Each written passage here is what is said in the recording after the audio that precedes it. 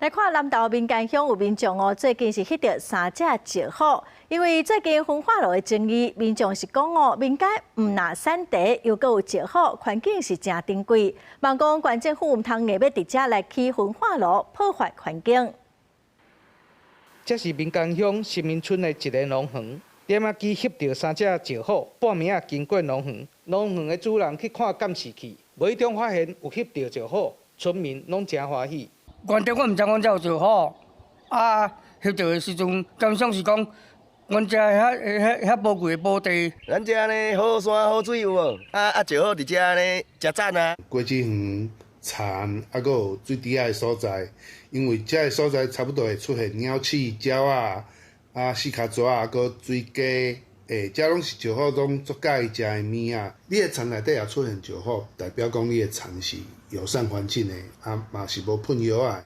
石虎保護協會表示，台灣的石虎差不多剩500隻左右爾，大部分分佈在中部客家站的山地。專家講，石虎是強烈絕種的野生動物，伊攏是暗時出來活動，個性孤僻，大部分攏是孤單一隻來行動。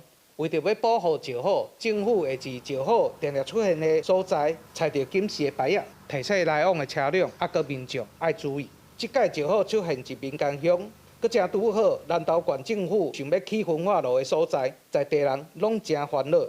焚化爐莫踮咱種的用啊，袂影響到動物啦。我人客有足濟講，聽講你那邊焚化爐，安尼就別人甲我唔敢來你買也唔敢坐啊，種出來別人就像安尼，水閣好食。焚化爐若起落了後，有可能別人變安尼。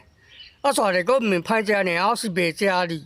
專家表示，石虎會當生團的所在，剩無偌濟。當地人毋望南投縣政府會當看中這個所在的生態價值，毋通起焚化爐，愛保護民間的好山好水種出來茶，嘛應該保護石虎的生活環境。